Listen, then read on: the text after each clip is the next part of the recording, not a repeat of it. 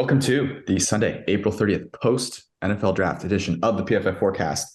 We are going to break down the what the printing press did during the draft. It was a hell of an eventful day one, pretty eventful actually day 2 and 3 as well. We'll get into why that was. We're going to talk about Brad's obsession with oily hips and the problem that got him into in this draft. Talk about some lessons learned. We're also going to look at the landscape now after the draft. Is there anything, everyone grades everyone's draft, but what does that actually mean? Are there any bets to be placed now that we know more about what these teams are going to look like? It's going to be a great show. Let's rock.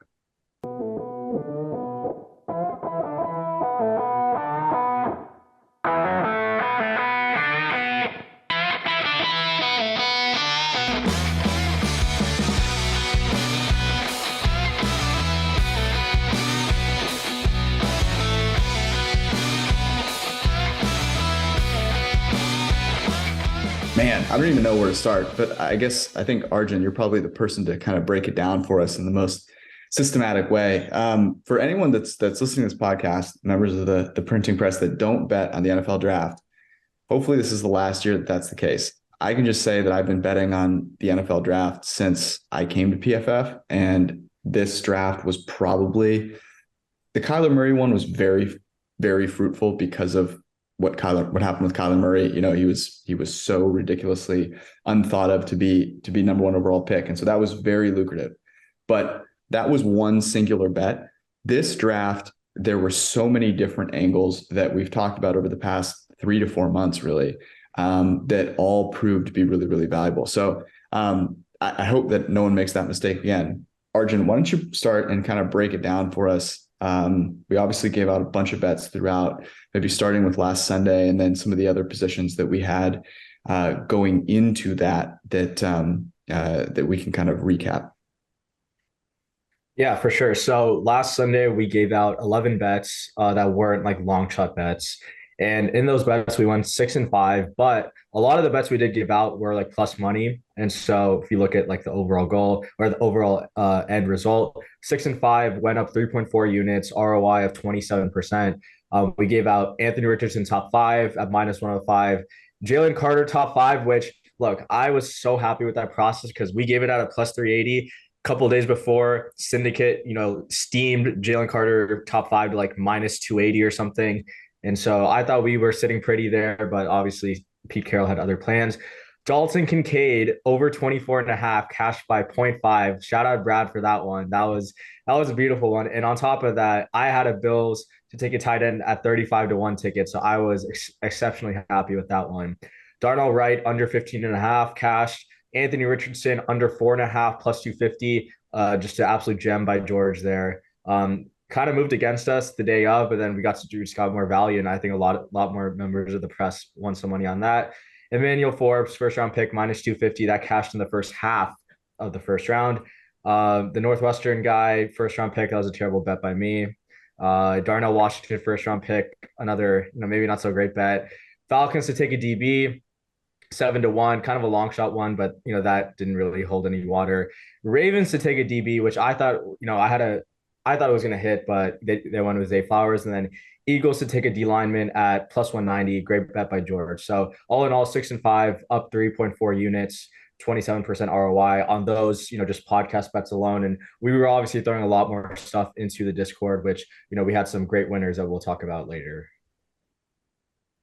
Yeah, good recap. Good stuff. That was our most recent pod going through it. And like you said, a lot of the losses there too are long shot odds, but yeah, we joked a bit before the show, kind of learning lessons. I'll go with one positive lesson that I think was reflected in some of our bets, and we alluded to it already. But the negative lesson, I guess I'll start with that, is look, don't coach your bets for multiple reasons. I think one that I did highlight a bunch is if you think the team has a need and they have to address it in the first round, position-wise, aka the Packers, when I had defensive line, I gave out that at 4-1. I said it a million times. And every single mock draft on the planet had them taking a receiver and tight end, which they've literally haven't done in 30 years. Like, it's just like, don't coach your bets, but also don't coach your bets if you fancy yourself a pseudo analyst that watches 100 snaps of film and there's snake oil salesman, there's hip oil salesman, and Christian Gonzalez is a hip oil salesman, and he got me good. But anyway, so don't coach your bets, just trust the process. And with the over unders, like it's about a range, right? Like Darnell Wright, there were a couple teams in that area. Peter Skoronski, we actually gave out 11.5, so it did hit. If you were banking on the Bears or banking on the Eagles, you had the Titans folded in as well. So yeah, it's all about just kind of like it. Don't be so exact. I think really the bigger thing is we do mock drafts as well. If you're into that sort of thing, if you want to have the most accurate mock draft in the country, like just put players in ranges. And don't try to be so exact and so specific. It's kind of a lesson I learned. Who would that be that tied for the most accurate mock draft in the country? Arjun, do you know who this person is? I have no idea. Oh, I wish I did. I'd love to talk to them and hear their opinion on some bets that we could be placing. They are probably a hip oil salesman as well, Brad. I would imagine. Belichick took him, so I'm kind of as a half win. Sorry, but Belichick taking him means it's like a half dub. Yeah, I agree, Brad. Yeah, that's true. That's true. He also took Keyshawn Butte, which this is going to be the wide receiver that hits for Belichick. Yep, this is the one. He just has such success with them. All jokes aside, Brad did tie for the most accurate mock draft in the world, and has not stopped gloating about it since then. We just can't get him to shut up about it. It's really quite incredible. I'm actually impressed. I would probably be more proud of myself, Brad, to be honest. You were very tame about it. I've seen people in the past who have literally let it be the entirety of their personality for like the next month online. So it's impressive that you've managed after just a day to let it go. Shout out Josh. Josh and I collaborated, so we can poke fun at Norris all we want, as we should. He deserves it. I should have had a bottle of champagne, like his video or whatever he did. That was so good. Yeah, you're right. The bar is so high for how obnoxious I could have been, and I appreciate Josh doing that. So I settle in right below him. Yeah, you owe him a huge debt of gratitude for seeming. Now you appear incredibly humble. Right. So yeah, shout out Josh Norris, by the way, as well. Underdog Fantasy. There are a couple of so just from my perspective, the biggest win that I had in this draft was actually a bet that both you, Arjun, and Brad were on a while ago, and that was the Panthers to pick 1 overall. And that was one that we gave out in the Discord. I got it at plus 450. I got it 5-1. That was my biggest position. Got as much down. I was calling friends. I was literally on the phone disturbing people at work to get them to put money down on that bet. And what I also then did was, Brad, when we were talking about the Bryce Young, CJ Stroud bit, and we had Bryce Young at 3-1 at that point in time. And, you were talking about, I think there's value to have both those guys at plus money. And so that was another bet that ended up placing Bryce Young 3-1, ended up obviously closing like minus 2,000 or whatever it was. Just not even remotely close. We talked about the Lucas Van Ness to the Packers fit a couple of times on this podcast, but after the Aaron Rodgers move, talked about it again. The Lucas Van Ness pick was great. The Lucas Van Ness video of their celebration at home was equally fantastic. For anyone that doesn't know what I'm talking about, I encourage you to go watch the Luke Van Ness family celebrate his being picked. I don't know what I liked more about the video. The fact that his dad gave his girlfriend a double butt tap. Wasn't one, it was two, twice. And then the fact that they had to pull off like a dude who was like falling on top of Luke when he was on the phone, like trying to make out of him. It was absolutely incredible. So that's a recap of a few. I want to shout out some people though in the Discord. And by the way, you should go join that. It's going to be a great year ahead of us. We started it up last year, I want to say in the playoffs, right, fellas? And close to 1,000 members strong at this point. But we give out a ton of bets. We try to alert people as much as we possibly can. I think one of the coolest things is the fact that we have a lot of folks in there that are doing their own work and sharing it with the group. So, I mean, it ranges from Brendan Fraser winning Best Actor to a kicker who I shall not name being picked by the San Francisco 49ers. And that was actually, no joke, a member of the Discord, I believe his name is Chris, who did a bunch of research, read something about it, and basically put this kind of whole thing together about how this was a really sharp bet and got it at 75-1. And yeah, it sure enough hit. The only reason that I wasn't, I mean, normally I would have been crying about that. I would have been really, really pissed. I was actually really happy that the Niners took a kicker. So that's the beauty of sports betting, I guess, in a nutshell. A top 100. The best part was you putting in the slack, I think, for work. Like if anyone wants to have a day 3 sweat, and then he goes late day 2. Like Yeah, no, that was an all-time moment. I mean, the moment that got picked, I mean, I was already in the Discord just laughing my ass off because I mean, yeah, I thought it was gonna be a day 3 thing, and then Niners with their comp picks just take him there. And I mean, it was beautiful. I mean, yeah, that's the beauty of the Discord where it's like it wasn't even something we signaled. We noticed, I guess like Chris noticed the market pop up and he's like, oh, Niners at 75-1, like gave the alert. I looked at the Niners' recent history, and you see like Mitch Wisnowski being selected in the 4th. So they have a history of selecting specialists, and you just put these pieces together and like, yeah, they should not be 75-1, especially when they don't have a kicker on the roster. So it was just beautiful to see that come together. And there were a couple people that made that bet. I was like really bummed out when my young Anderson 100-1 ticket didn't hit, but I made more money with the Moody bet anyway. So I was, very happy with that. And, shout out to Chris again for kind of alerting the Discord on that bet. You had Kincaid to the Bills, I believe, right? That exacta. What did you get that? Was that 35-1? Well, it wasn't Kincaid specifically. It was tight end to be it was the tight position. End. And yeah, that was 35-1. And again, similar reasoning where it's like Mayer and Kincaid, both of their over-unders were in like the 20s, and that's where the Bills were. And it's like, the Bills didn't really address much of the receiver position outside of Deontay Hardy, or like at least get a pass catcher. And like I was like, they could want to run more in 12 personnel, trying to like give Allen like a better pass catcher. And it was really just a dart throw. And I mean, I didn't put that much on it compared to like my regular unit sizes. So it was just a dart throw, but it was a fun hit. And I basically cashed 2 bets with that. So I was happy about it. The Anderson one, Brad, I thought we had it. I really thought we had it. Now I want, so you signaled that in the Discord. In fact, rumor has it that while you and I and the rest of the printing press struggled there, one particular member of the printing press did not suffer that bad beat. Someone that you know very, very well. Can you tell that story?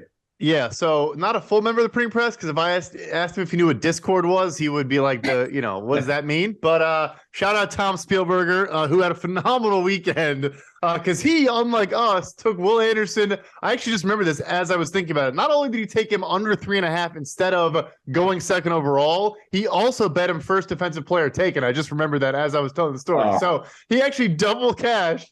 And I was telling the story pre-show. He gives me a phone call. He's all fired up. We're waiting on some other bets to come through, but he's already jacked up with the beginning and how it all started. And I'm in a bad mood because I had Will Anderson to go 2nd overall. So shout out the Houston Texans, man. I mean, just can never make it easy on us, on themselves. But hey, what are you gonna do? It was an abomination of a draft, really. I thought for the Texans. The Richardson to Indy, we'll talk a little bit about some of those lessons learned, Brad. I'll get into mine. Generally, I think you learn your best lessons from the things that you get wrong.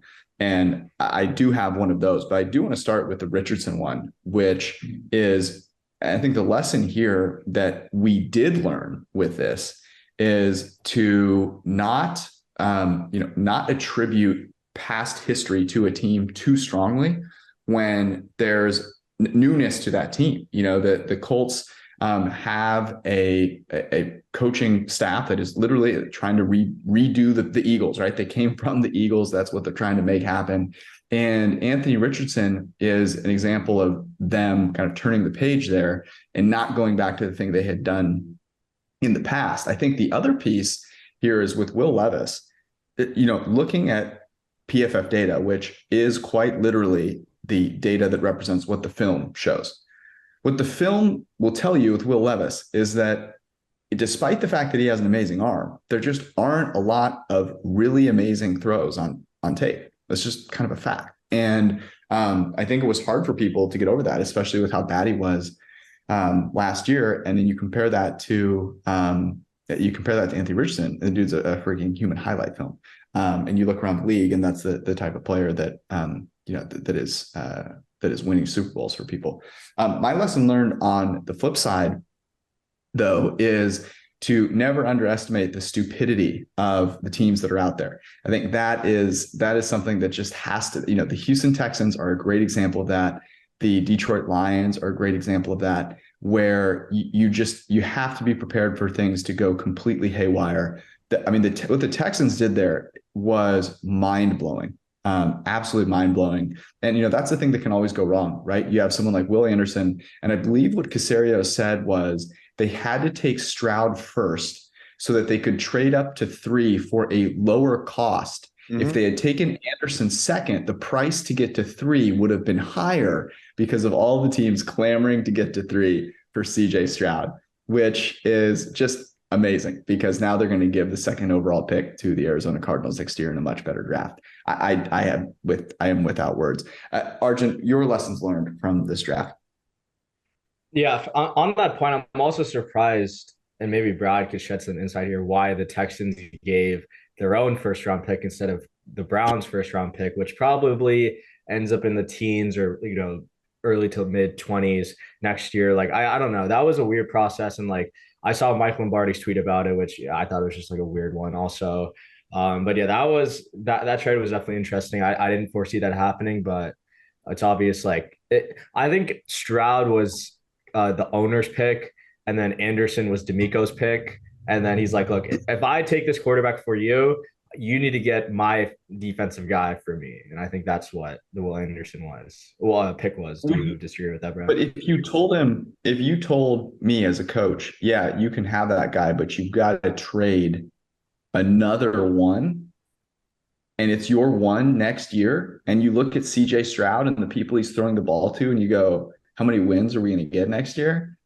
Like I get the whole hey, this pick is for you, but you didn't have the second and third pick. You only had the second pick. So I don't know, man. I think that's probably right, Arjun, and I can't fathom how stupid you've got to be to then decide, despite all of that, to trade up. I mean, literally your best shot at that point, you have 2 shots as a franchise to be worthwhile, right? You draft a great quarterback this year, or you draft a great quarterback next year. Those are the 2 things that you can think in the immediate future. I don't know if as a coach you're getting 3 quarterbacks. So let's assume you get 2, right? You take CJ Stroud this year. I mean, I don't know what you've got to do to believe that, CJ Stroud has like an 80+% hit rate. But if you look at what he did last year, which was throw to 5 first-round receivers or whatever it is, over the course of his career. I mean, you look at the 2024 mocks, they've got Harrison and Ibuka in the top 10 in a lot of them. So, that's who he was throwing the ball to. And he was complete garbage when he was under pressure last year, which I know is an unstable stat, but I think speaks to the fact that he gets phased a little easily. So, to trade your own pick is bananas to me. Anyways, Brad, do you have any kind of insight into why they had to give that up? I mean, is that they just get completely fleeced? Is that the moral of the story?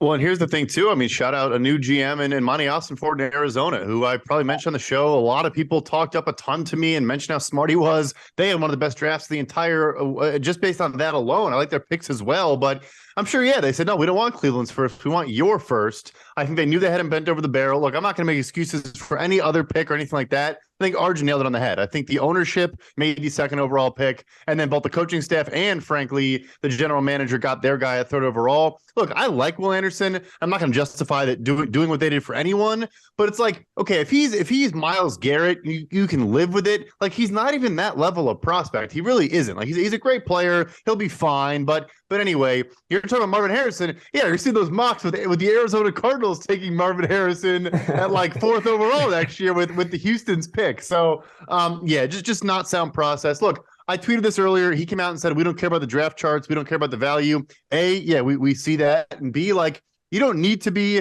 the Moneyball Tampa Bay Rays, but to just not even care is, I mean, look, you're not going to be there next year, most likely. So whatever. But the lesson for me too, I want to say, I mentioned a couple earlier, but a big betting lesson I'm going to take forward is playing out scenarios where if one thing happens, what's the next thing to happen? And so shout out a couple Discord bettors that had the Jahmyr Gibbs thing. I'm guessing their bet was more about them taking him at 18, but nevertheless, Seattle did need a corner. No one ever mocked them with Witherspoon or Christian Gonzalez. You saw a ton of Deontay Banks at 20 or, Joey Porter 20, whatever. They needed a second outside corner opposite of your guy, Tariq Woolen. And once that happened, the spill, like the effect of all those things kind of like, that's something I'm going to take forward next year is what happens if one pick early is kind of different than what you were thinking? What can you then do after that? Because I think I'll tell you, look, we can make fun of Detroit the whole episode. They were taking Devin Witherspoon. Everyone on the planet knew they were taking Devin Witherspoon.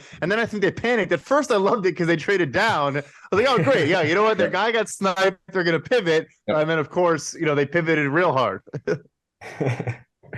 I wonder if Skoronski was the other guy that they wanted at 11, and they got sniped for him also. That could be something interesting. I mean, because they had like all that time on the clock to think of this is how it's going to go, and then I don't know. I just can't like. I went on the draft show and I talked about it a little bit, so I'm not going to repeat it. But I don't believe that Jahmyr Gibbs was the last player with the first round grade or the highest graded player on the board. It just doesn't make sense to me from that perspective. Yeah, I agree, and I get like we knew they were going to trade Swift. It's not like everyone's like, oh, they have 3 running backs. No, like Gibbs is going to be the top dog. Like he should be the 1.02 in every dynasty league on the planet. But it's just like I agree with you. They may have gotten sniped twice. I think Skoronski probably could have been their pick again at 12. The interesting thing there, and I agree with you, Arjun, is that it's not a cop out. Like it's not an excuse to say he was the last guy with a first round grade on our board. That just means you haven't done enough preparation, right? If you get to that point, if your plan is so sensitive that the guy that you want gets taken one pick ahead of you, which by the way should not be, if you do these simulations, right? I'll just use the PFF mock draft simulator. If you do 100 of those, you'll probably notice, hey, in 30 of them, Devin Witherspoon gets taken before he gets to us. What are we going to do now? What I think is so amazing. I mean, maybe they had Jalen Carter completely off, and who knows? Maybe that's the case. But to have a guy, there were plenty of options there, and to get bamboozled at 6, to trade down, get bamboozled again at 12, and to say that the only guy to not take into account positional value at that point in the draft, I think is absolute bananas. I mean, I don't understand how in the year 2023 we're not doing that. And Brad Holmes had a quote where he says, we don't think that way. We don't put players in a box. And it's like, I'm annoyed by how that I think NFL fans are being treated as complete morons in this regard.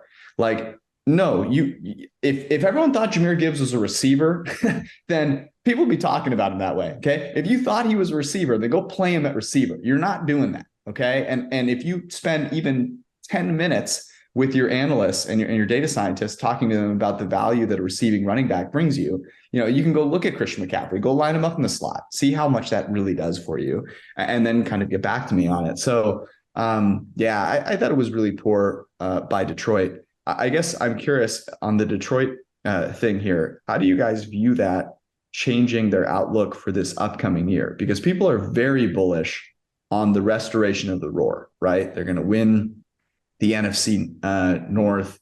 And I think a lot of people in the analytics community are very excited. We're very excited about the Lions. But just thinking about this year, I guess, does it change your opinion of them? So this is where I think it's funny. I actually think we can mock the picks from a long-term roster building standpoint, but I actually think it's a very positive impact for 2023, right? So if you even see some betting on the other NFC North teams, look, I don't think Minnesota had a very good draft. Green Bay's draft was fine, but you take 2 tight ends in the second round. We know that position is very slow to develop. I don't think they're going to get a lot of contributions from their class right away. They haven't picked up Jordan Love's option, which might be a signal they actually don't like him all that much as well. And then look, like Jack Campbell also in the first round, yes, again, a bit of a reach. It was a really poor linebacker class. Clearly, those guys just were not taken really at all. But I think both of those guys, plus you get Brian Branch in the middle of the second round. Like, I actually think in 2023 alone, I'm actually even more bullish and happier with my, Lions tickets right now. I just don't think it was a good long-term success building strategy. I will not disagree completely. I mean, linebacker and tight end, I think, are two of the positions that it is tougher to acclimate from college to the NFL. I know Brad Holmes talked about using Gibbs all over the field, and the thing with Gibbs, 100th percentile yards per route run of any running back coming out of college in the last 5 years. I am going to reference a study Eric and George did about like 5 years ago, which is the value of offensive slot weapons. So assuming that Jahmyr Gibbs, lining up in the slot, and then you have Montgomery lining up in the backfield, throwing to receivers out of the slot generated 0.27 EPA per target. Throwing to tight ends in the slot, 0.22 EPA per target, and throwing to running backs in the slot, 0.14 EPA per target. Again, this was a study done by Eric and George about 5 years ago. So even if he is lining up in the back or in the slot, throwing to him is going to be much less efficient than throwing to Amon-Ra St. Brown or Sam Laporta, right? So even if he's like this versatile guy, like you don't want to be targeting your running back too much, because at the end of the day, it is the least efficient position to be catching the ball out of any position. So even though he's this versatile weapon, even though I think he's a very explosive runner, Ben Johnson will find him creative ways to get in the ball.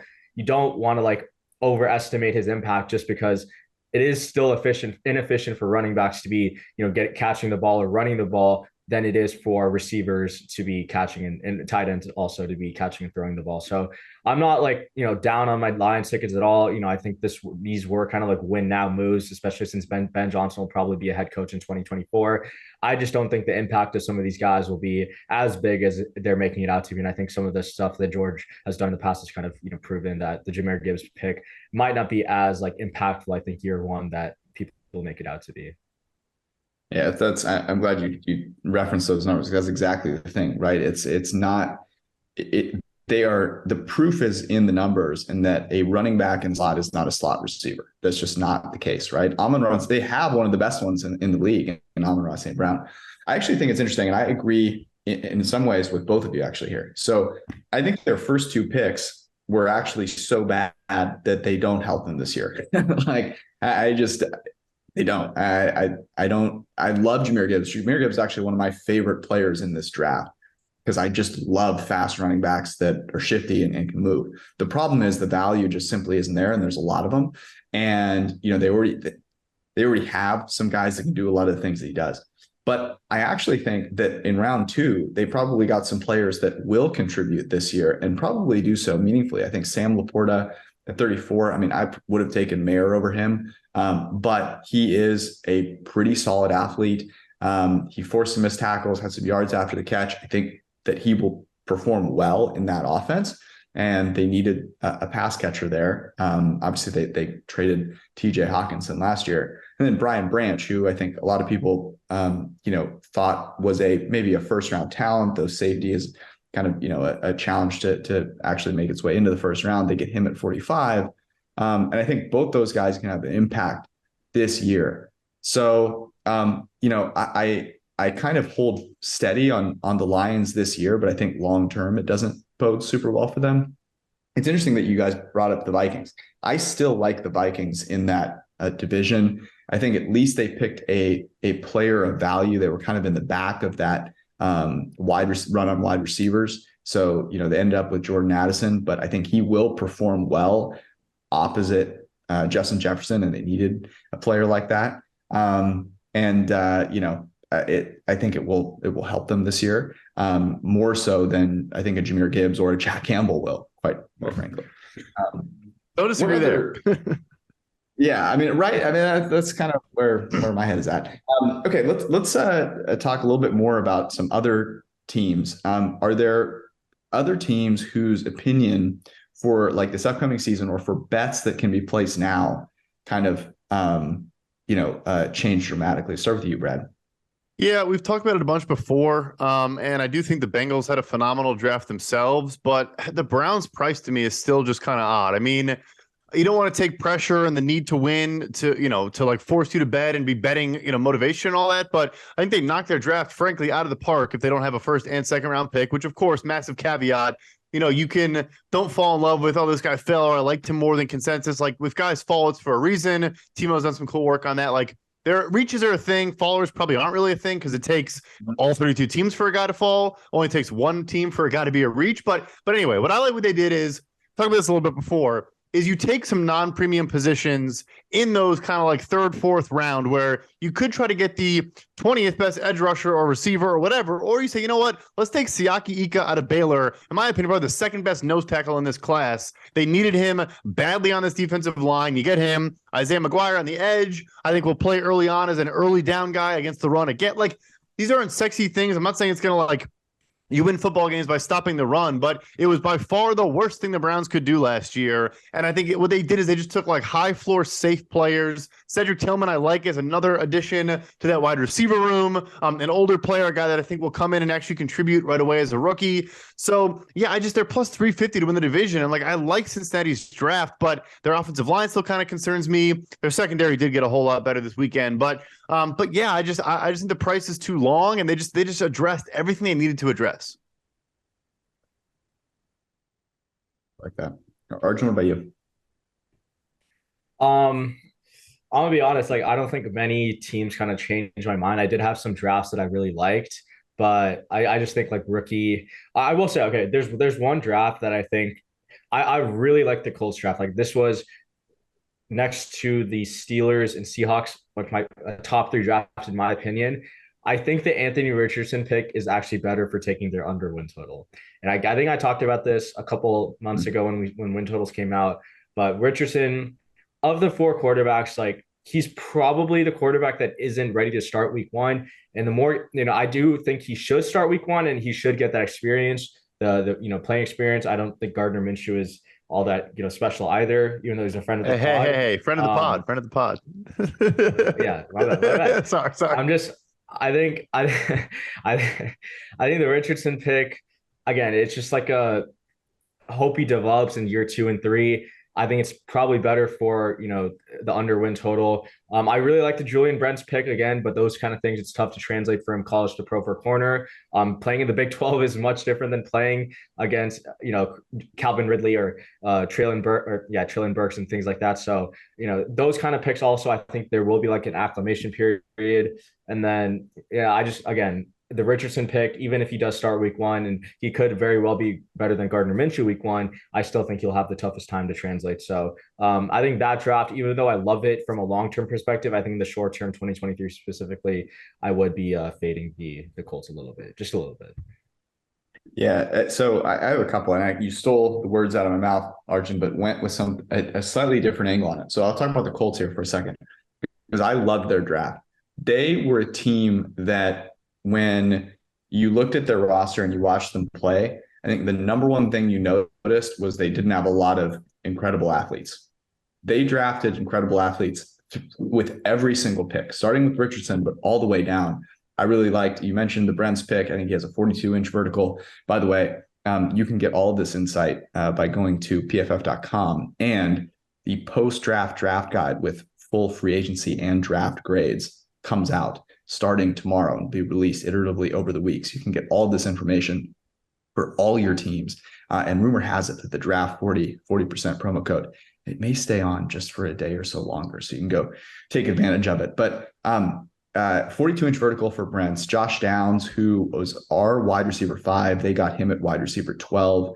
Really liked him. They got athleticism in round 4 at both tackle and edge. I know those are positions that generally you don't find starters, past the first couple of rounds, but they brought in more athletes. So I think, to your point, Arjun, the play here is an alternate. It's either an alternate under or an alternate over, right? Because I don't think Richardson is going to if Richardson comes in and lights the world on fire, right? No one's going to have an answer for him. I mean, it's just a fact, right? It's going to take the world a little while to acclimate. But if he comes in and he's either not ready to play, and so they play Minshew, or he comes in and can't quite figure it out from a passing perspective, and the running game isn't quite there, then it will be a real world of pain. But I think the opportunity for them to go over is there. The division stinks. Okay, the Jaguars are good, but overall the division is not very good. And traditionally, I think the notion with the Colts, and I've talked about this a bunch, is this just vanilla kind of boring offense. right? I think that's why everyone thought Levis was going to go there. I got to be totally, upfront with you, everybody. I still believe that to be the case. A lot of the reason why people thought that. I think they're going to really try and change the narrative here. I think this signals it, and I think that could bode well for them. But here's the one that actually changed my opinion. It actually just reinforced an opinion I already had, which is I like the Seahawks in the NFC West. And it's a combination of two things. I hate what the 49ers did. Okay. The 49ers, you have no picks, and you think that taking a kicker with, you're only a couple of your decent picks is like the thing that you need. Absolutely boggles my mind. They probably weren't getting a starter there, but it's just whatever. It's a sign that they, I think, are overconfident, and that means that they get bit by the injury bug in any way, shape, or form. They're just going to be that more susceptible to to not being good next year. And I think, as much as people want to give Shanahan the benefit of the doubt, we also have to realize that Shanahan has either let the team kind of be bad, or they've been really good. So that is something that I think is a possibility. But what the Seahawks did with Witherspoon at 5, I think he is as pro-ready a corner. Sam Monson talked about this a lot, just the way he plays the game, his instincts.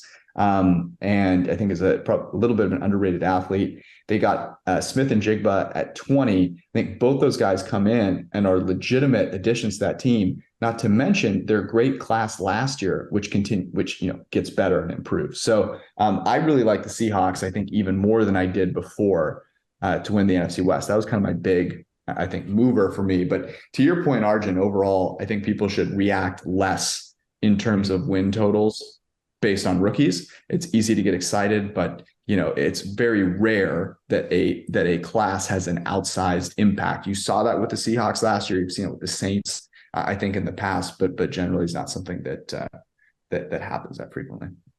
I think we also kind of touched on going into the draft. Like, if you want to make those bets, make it before. And Seattle was probably our biggest position, right? And we knew they were going to have 2 top 12. I mean, the picks went even better than we could have possibly imagined.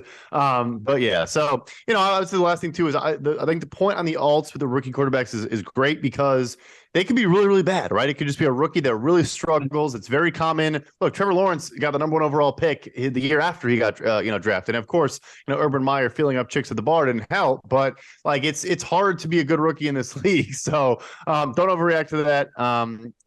Which I know can be a trap, but don't overreact to all these rookie quarterbacks can be awesome. Maybe eventually, probably not his first season. One question I have for you guys that I've been thinking about after the draft is like when to officially like make an investment into a certain like pick or a certain bet. Because you remember, like, we gave out under 4.5 quarterbacks at -160. Terrible bet in terms of like where it ended up, because I think it ended up closing like plus money. I remember though, I bet it at -150, -160, and then I think the week of the draft, the over got steamed up, and we were on the under the whole time. And I remember I DM'd, both of you guys like, hey, like, I think I'm going to officially like bet this again at plus 198. How should you know, like, when to go into a bet knowing like this is probably going to be the best price you can get it at versus like holding off? And is that something like that's easy to predict? Like, is that something that you should is there research you can do about that? Because like buying it at 198, I don't think it ever reached that number again. So that was a great bet. But comparing that to the bet I made earlier during draft season, that was obviously a really shitty bet. So I was just curious if you guys, having bet the draft more than I do in years past, like, how would you kind of like approach that situation?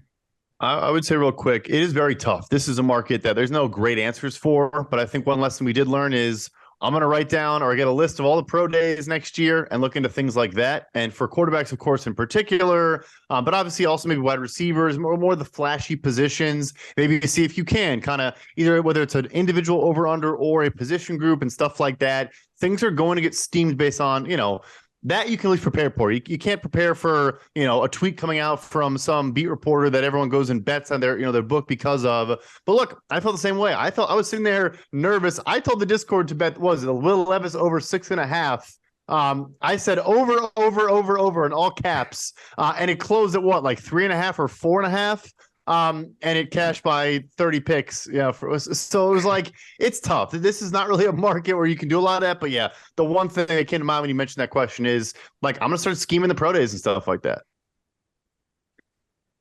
I think your point, Brad, is the best one, which is just prepare for variance there.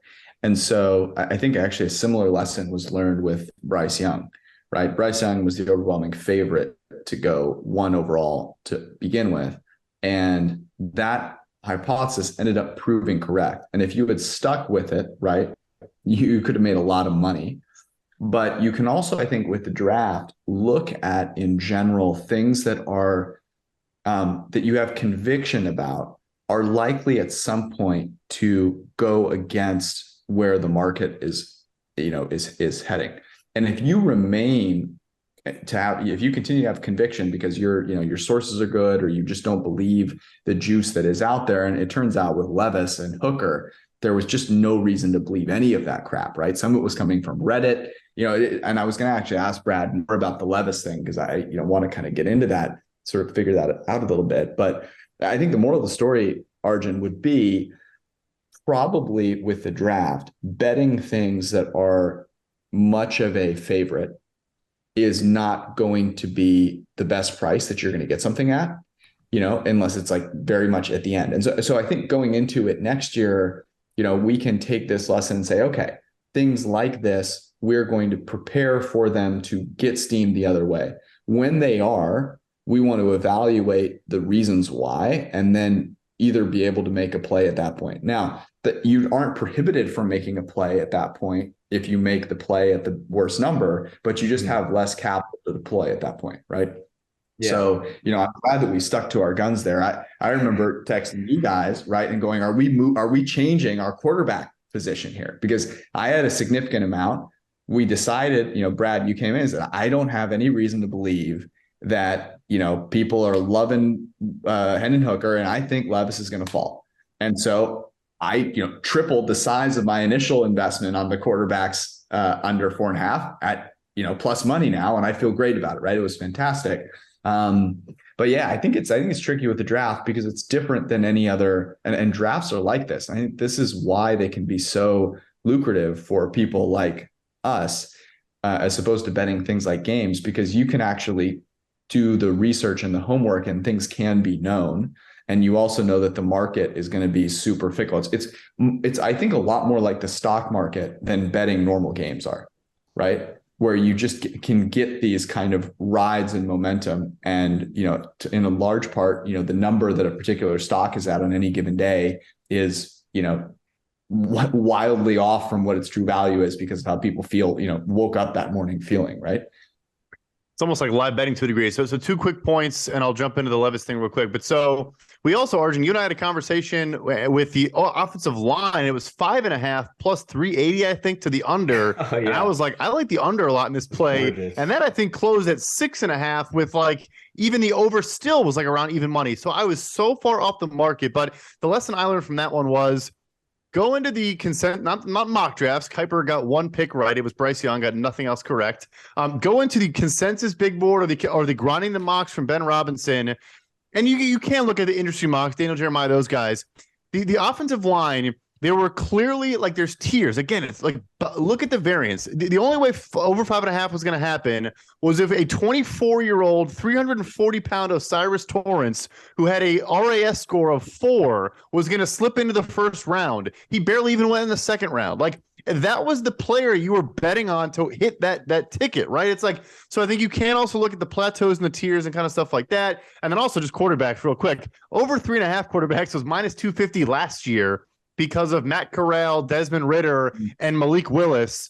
That bet alone, you probably can make money on the under quarterbacks probably every single year. Although Vegas, I hope you're not listening, they'll probably get smart on that. But anyways, so the Levis stuff, it started to trickle out a little bit. You heard some comments. Rap Sheet kind of mentioned even before before day 2 that he was quote unquote intense in meetings and didn't like to be wrong was I think the verbiage he used.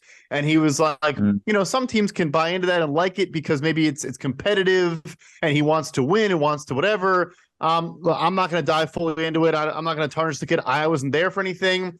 I was saying all those things. I was never a fan of the tape. Again, I'm not an analyst, but the interviews did not go well. I think that is now evident, by his draft position. And that stuff matters too, right? I mean, we heard about his S2 score. We heard about all these different things. the in person and who they are as people. And again, I'm not saying he's a bad guy, but yeah, the interviews went very poorly for Mr. Levis. Yeah. Allegedly. How does that only so was there any hint? Was that why you remained, I guess, confident in his over? Like, was that a lot of the reason, or was it more the tape? Like, because I always wonder, it's like obviously teams are now going to let anything that was remotely off about him get out, right? Because he fell and everyone has to give a reason for why he's falling. And that's the easiest thing, right? I mean, he's a cocky quarterback, and like you saw his reaction, by the way, when he was picked. The dude is obviously intense, obviously intense. That was an intense reaction. You could feel the emotion in that room. By the way, a very different vibe than it was in the draft, at the draft the day before. Okay. Very, very, very different vibe. I didn't even see his girlfriend, by the way, in the second. Yeah. So I don't know if that already ended. I was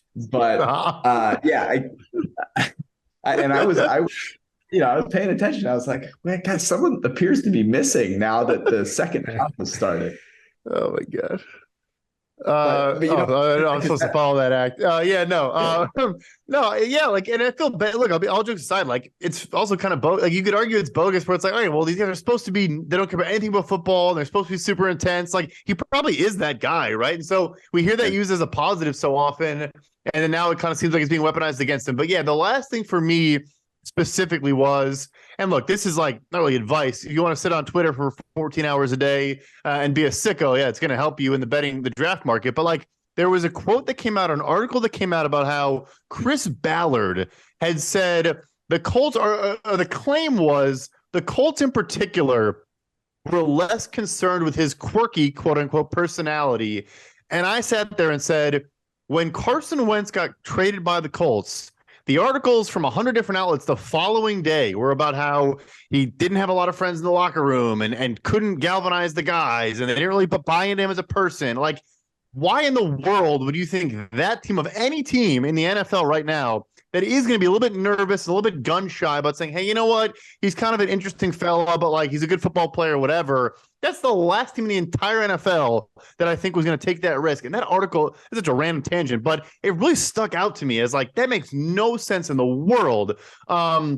Why someone would write that and think that's true. So yeah, look, the tape does matter. First of all, his grades are not very good. And again, it's always traits and stuff like that in the NFL draft, but you need to have some at least, again, directionally solid grades and all that for us, or just, underlying data, not just grades, but all the underlying data as well. Like you mentioned, his arm's a cannon. His big time throw rate isn't even that high, right? So it's like there are a lot of signals as to why, his pressure to sack rate was not good.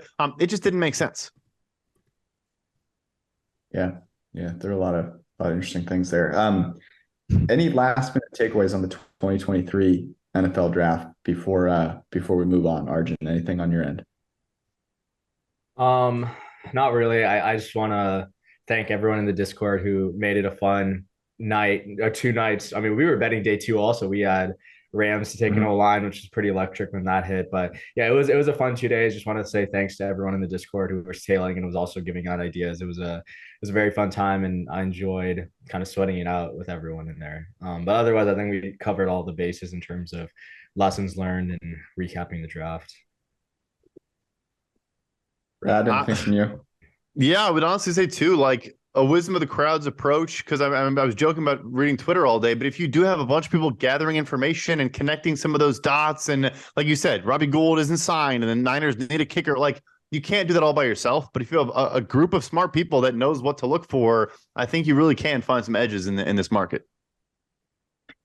And with that, we move on to the 2024 NFL draft. The odds to be the number 1 overall pick are Caleb Williams -550, Drake May is 6-1, Marvin Harrison Jr. is 20-1. Fashanu Olumunyiwa. Olufashanu? Oh yeah. I'm trying. Olumuyiwa. God, I'm going to get that at some point. You got a year to get there. You got a year to get there, George. You got a year to get there. Yeah. Olu Fashanu is 25-1. Joe Alt, that's a much easier name to say, is 25-1 as well. Michael Hall Jr., 30-1. Kool-Aid McKinstry, cornerback from Alabama, is 30-1. Rest are much lower. Some notable ones: Quinn Ewers is 50-1. Michael Penix Jr., also quarterback, is 50-1. Shedeur Sanders is 60-1, and Spencer Rattler is 60-1. Jaden Daniels also 60-1. Any early thoughts here? Very dumb thought. It's very dumb, but like Caleb Williams minus 550 might be a value bet. It's a dumb thought, but I stand by it. Let's go back to our lesson learned. There's going to be some negative news about him at some point. We're going to wait for that and then hammer it. Yours is interesting. Yeah, I think some of the longer shot quarterbacks are at least interesting. Jaden Daniels is not, in my opinion, but Quinn Ewers is. Shedeur Sanders also not interesting, in my opinion. Heck of a guy. If his dad was named Joe Smith, he wouldn't be on the board. But yeah, Quinn Ewers 50-1. I think it's if you want to sit on a bet for the next 365 days, why not?